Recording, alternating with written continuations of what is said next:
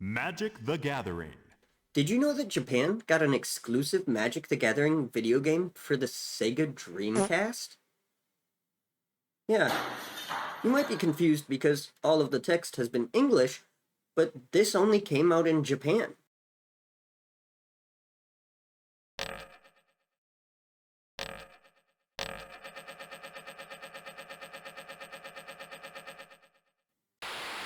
So this game was released in Japan on June 28th of 2001, and it's just called Magic the Gathering, which, isn't fucking confusing at all.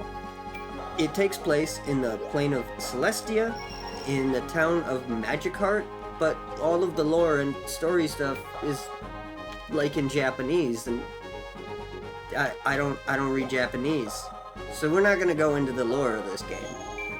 Instead, I just wanted to highlight the game a little bit and look at how it plays.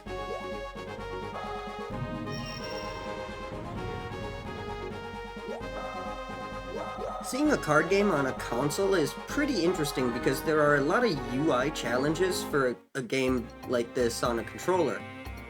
If you've never played any Yu-Gi-Oh! Or Pokemon, then it's likely even more strange because, as far as I know, those are really the only card games to ever get relatively popular console releases. I will say the UI and organization of this game reminds me pretty heavily of Forbidden Memories, if you've ever played that, but there are significant differences.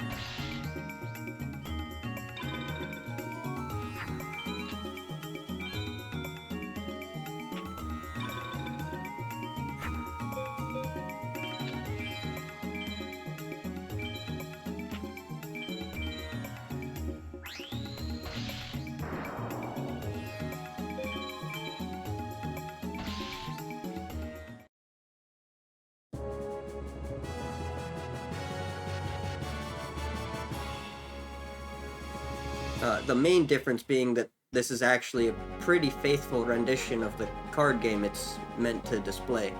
However, it also didn't come out before the card game, so, it's got that going for it. The music also kind of reminds me of Forbidden Memories as well, but that's neither here nor there. I only played a couple of games of this, and only with the starter level decks, so I can't really comment on how good the AI is at, high level decisions and stuff like that, but based on the few games I played, the AI does seem far more impressive than Chandelar. Which I guess makes sense, this game came out later, and, understanding of AI and card games as a whole was significantly better when this released. Still not great, but significantly better. It's also kind of neat that the background when you're playing a game feels like shitty, cheap carpet from the 90s that you'd see in a hotel or something. I don't know why, but that kind of made me nostalgic.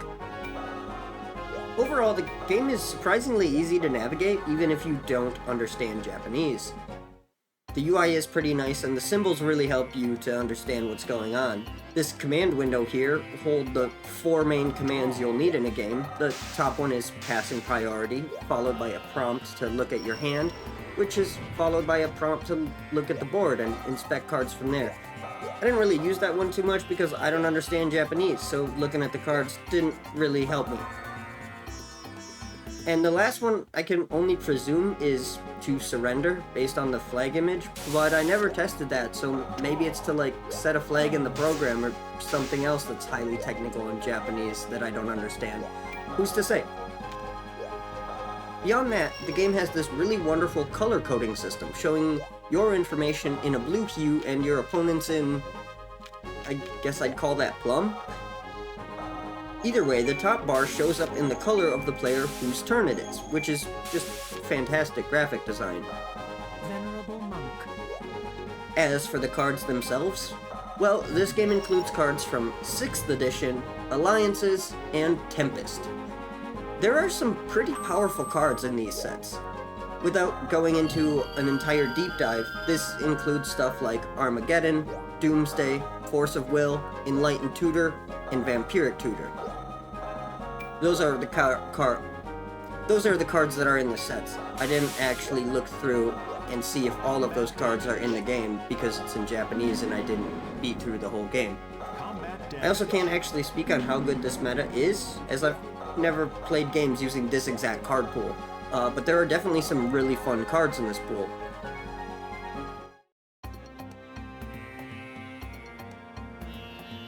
Also, Mana Severance is in this card pool. That's pretty cool, if you care. Beyond that, there isn't much to say here, except that the games I played were both absolutely boring as fuck. Like, that's to be expected, since it was just mono-colored play creatures and attack, which I'm not a huge fan of, personally. But again, I just played a couple of early games, so I can't really criticize the gameplay for that, because pretty much every electronic card game starts you off like that.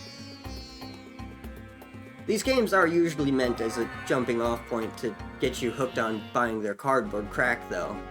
And while I'm criticizing, I might as well talk about the frustrating parts. This game is pretty fucking frustrating to play. The animations are slow as fuck, and it takes forever to get through a game. While it was really novel at first, this quickly became annoying as fuck.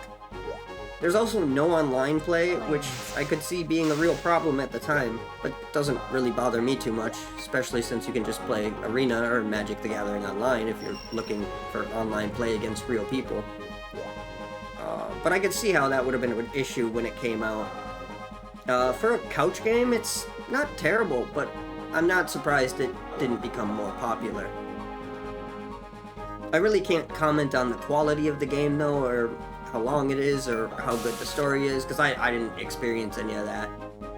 I also read some stuff online about what other people said about it, and a common complaint I saw is that the AI does suck, which is certainly possible, but I didn't see it make too many misplays in the couple of games I personally played, which, to be fair, is, you know, it's pretty hard to make misplays when all you have is land and creatures, and you just play out your creatures. It's not impossible to make misplays, but they are less likely. Overall, I'd say the game is pretty cool from a novel perspective. If you have a Japanese Dreamcast for whatever reason, or you know how to bypass region locks, it might be worth picking up a copy of this, but I certainly wouldn't go out and pick up a Dreamcast just for the opportunity. You could also just emulate it if you feel like being a criminal. Stop right there, criminal scum! Nobody breaks the law on my watch! But honestly, I wouldn't bother. This is probably the worst way to play Magic the Gathering, unless you live in Japan and it's 2002. And even then, I think you have better options. Still, this is pretty cool, and I'm glad I looked into it, but I'm probably never going to boot this game up again. If a fan-made English version of this ever gets cracked and patched, I'd consider playing it, just so I had any idea what the hell the story is here, but I can't say that I'm that compelled to give a shit. Anyway, that's all I have for you today. This one is stupidly short, but whatever, I didn't have too much to say on it. I started a Discord server if you're still here and give a shit about that. There's almost 40 people in there now, which is wonderful. I've been enjoying some of the conversations and memes you guys have been sharing and coming up with. If you'd like to ask me any questions or just show some support for my channel, you can find a link to the server in the description. I genuinely appreciate it. No pressure though, like, doesn't matter, you know? Like, you don't have to give a shit about any of this. Anyway, that's really all I have, so like the video if you liked it, subscribe if you give a shit, but either way, I hope you have a magical day.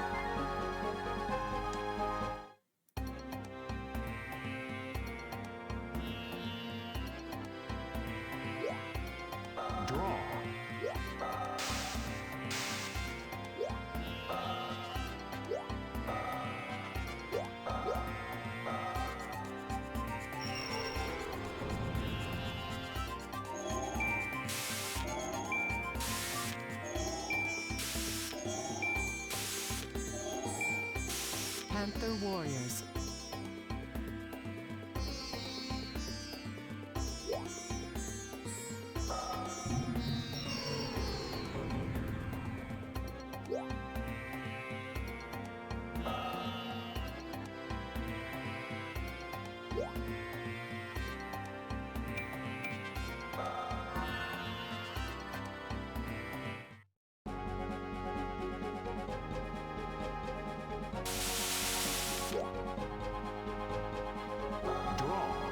Armored Pegasus.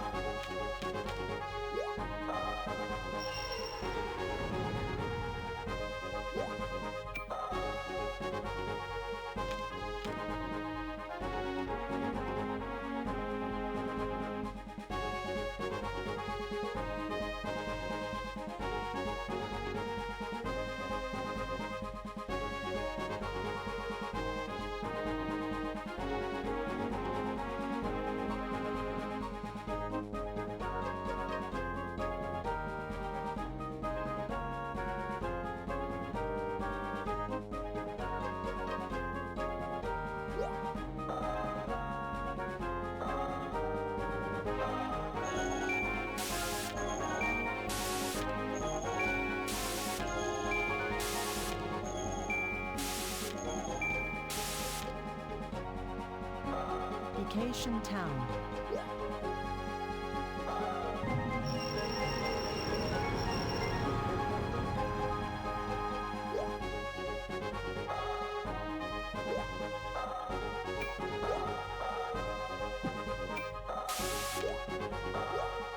Combat damage. Combat damage.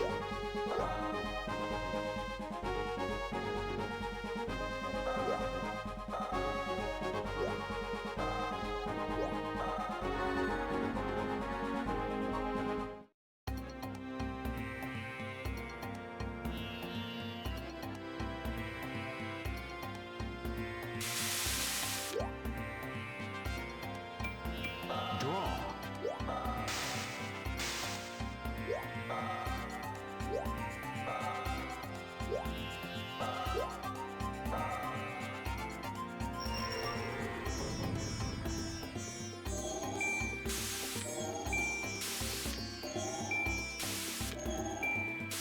Rajan Spirit.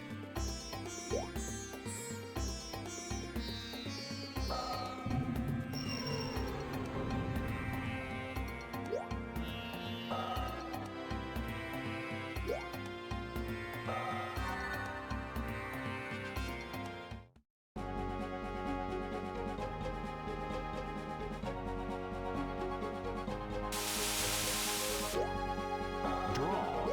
Heroes Resolve.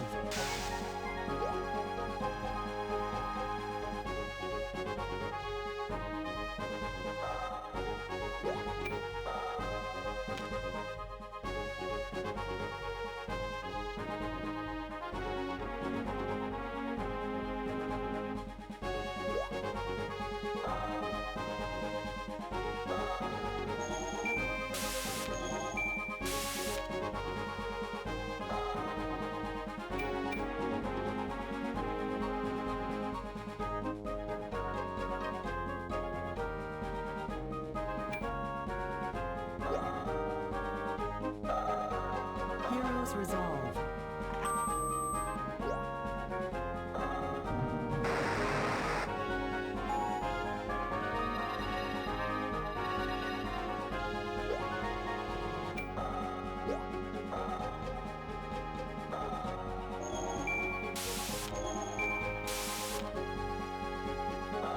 Armored Pegasus.